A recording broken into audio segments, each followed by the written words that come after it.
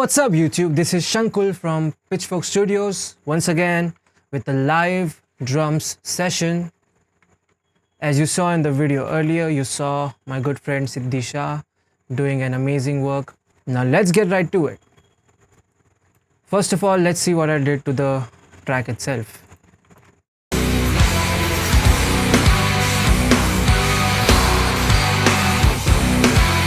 So that's the original track.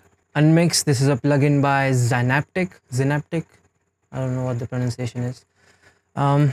So it can be used to reduce drums. Really good plugin. Then some EQ cuts, and some side widener. And there you go.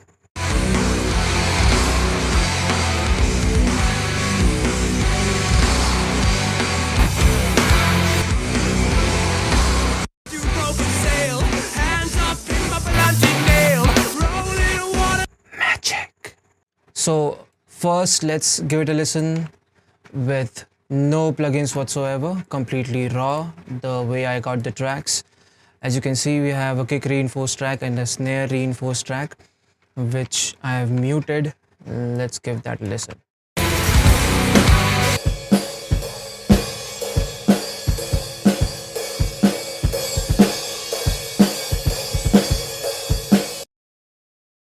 Then let's start off with the kick drum. That's the raw sound.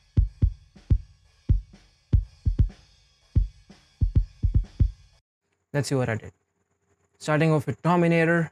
A Terminator is a drum gate plugin, specifically designed for drums.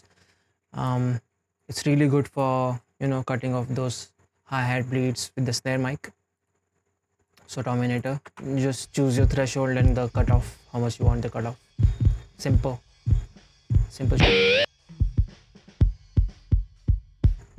Then comes the C4, compressing the low end.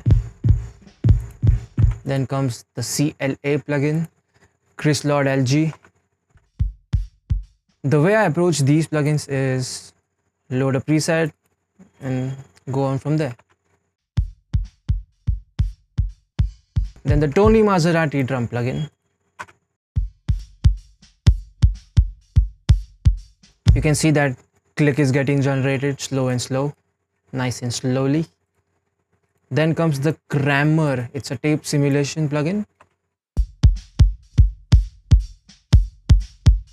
I just got this idea of using this plugin for kick and snare way back when, and I do that to this day. I just went for, I think, kick in your face preset, and that's it. I didn't do anything. Now I wanted a little bit more of the low end, just a tiny bit. The oomph. So max bass works really good for that. EQ cuts. Yep. Removing the unwanted rumble and boosting the highs. Another EQ plugin. Nasty boost. Nasty. Getting rid of the frequencies that you don't want and boosting what you want like hell. For kick as well as snare, if you want that low end punch, 200 Hz is a really good frequency to start from. It really comes out in the mix. Another EQ plugin, Pro Q2. Tight and clicky, and then NLS. You would never finish it up. Now, I wanted some mids in the kick drum, which is not possible with the kick drum sound that we have over here. But what we can do is reinforce that kick with a kick sample. And the way you achieve that in Cubase is double click on the track, you click on hit points, then you choose the threshold. After you choose the threshold, you see everything is aligned properly, and then create MIDI notes. After that, it gets added to your session over here, and then you can trigger some kick samples. That's the sample I went for. It is, I think, the Yamaha kick drum sample from Modern and Massive Get Good Drums. And I did some processing to that as well. Same, getting rid of the low end. And then boosting some low end. Making it clicky, tight. Removing some, adding some.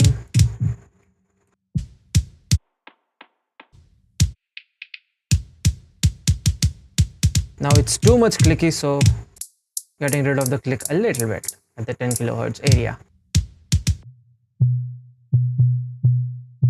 Low mid boom. There you go. Let's see how it sounds together.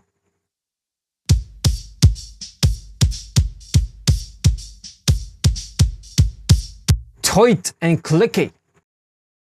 I have done something at the master bus as well, but we'll get to that later. Let's check the snare now. Snare.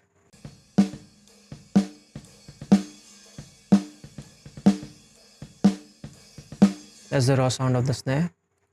Starting with expander, dominator. See that? Compression, my favorite compressor plugin. Tony Maserati. Sheps 73. Some intricate EQ boosts and cuts. Hate 4K.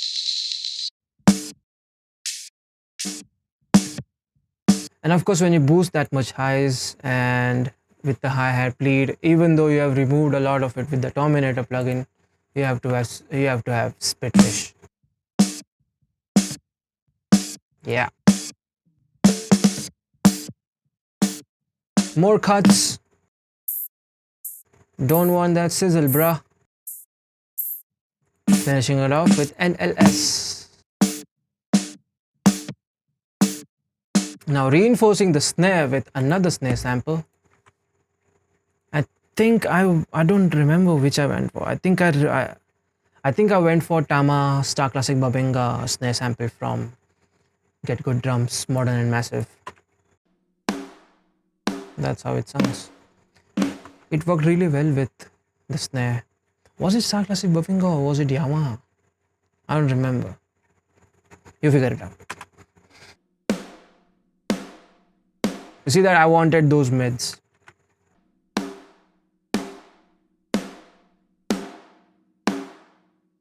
Boosting some mids more and more mid boosting. Wanted it to be really sharp. And then getting rid of the sustain. I just want that click, that mid click. And together it sounds.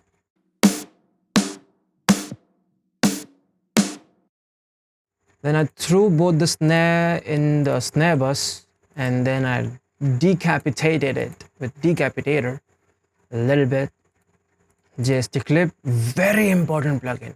Very important plugin. It's so important.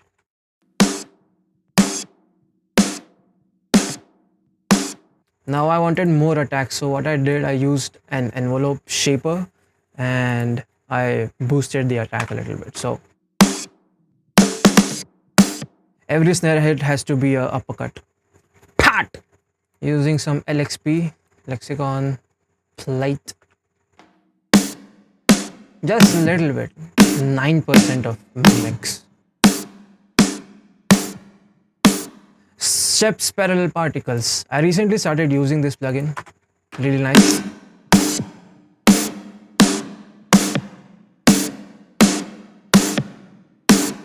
More mids. Removing until 40 Hz, 44 Hz. Let's see how the kick and snare sounds together.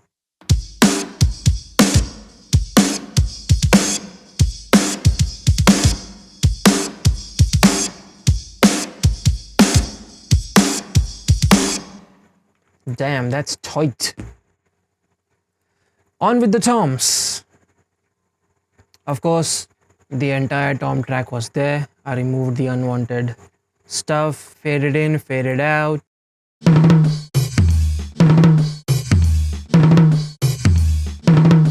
That is the raw sound. Now let's see what I did.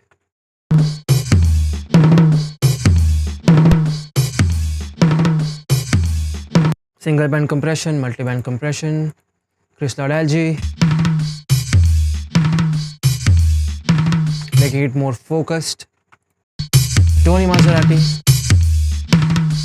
going back to the original sound of the toms with that one. Some serious cutting and boosting happening over there.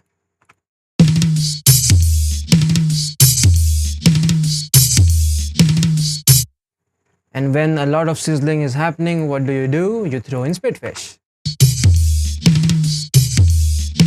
Does the job beautifully. More cuts. Now, here's another trick I used. What I did is that I wanted the high tom to be higher. So I used this sound shifter plugin, which is a pitch shift plugin. So I shifted it by 2 semitones, so one whole step above, and let's see how that sounds. And with the mid tom, I shifted that with 1 semitone. So I just like that do do do sound with the tom. Do do do.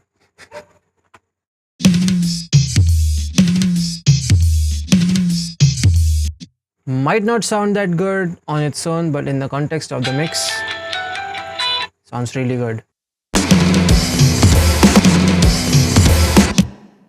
Sounds good in the context of the mix, and cool. Let's check the overheads.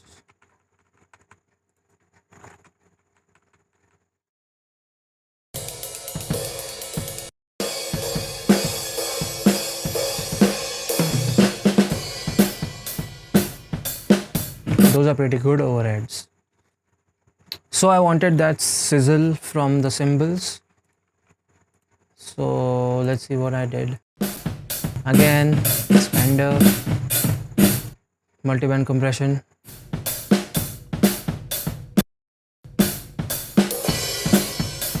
Tony Maserati.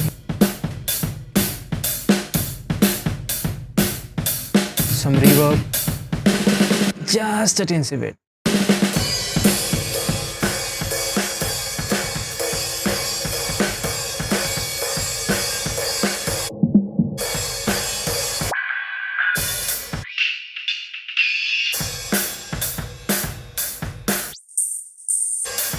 Our main focus is to have the sizzle of the cymbals.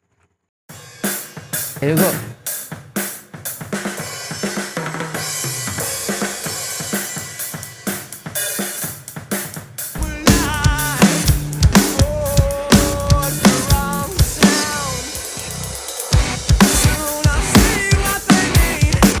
I used the overhead microphones and tried turning them into room microphones. It is a technique that I recently learned from Joel Wanasek himself through those tutorials. What you do is you make the duplicates of the overhead channels, and after that you throw them in the bus and then start off with L2 or any limiter that you want and completely squash it. Squash that, and then using an envelope shaper, get rid of all the attack,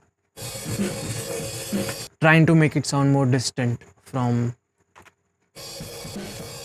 the actual sound. Then making some EQ cuts, making it sound like a room microphone, trying to emulate that. Then comes a reverb, a room reverb. Yeah, we are getting there. And I also widened it a little bit, side widener.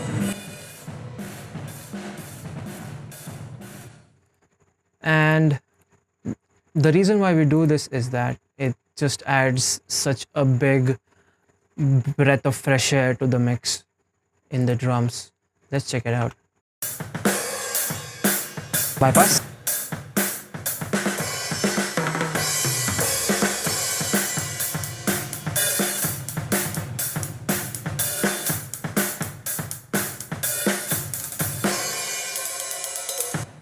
See that? Drums just come to life when you add the room thingy. And that's it. Let's check out the master bus using JSTPG Mix.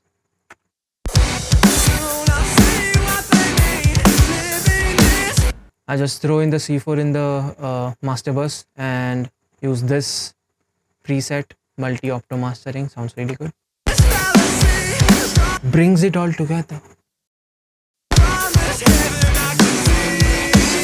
Then I used virtual mix bus and tried to make it a little bit sharp using lift.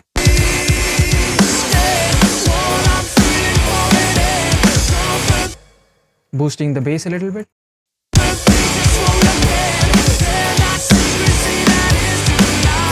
Then getting rid of the frequencies that you don't want.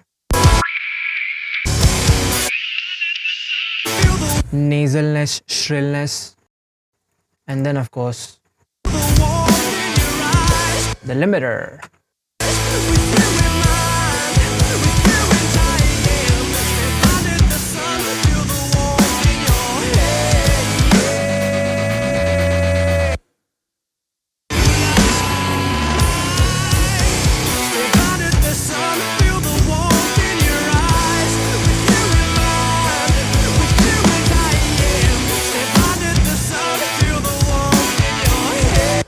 Sounds pretty good. And that's how I did it. I hope you guys learned something from this. I definitely did. Cool. So please like, share, subscribe this video. And thank you so much. Until next time. Over and out.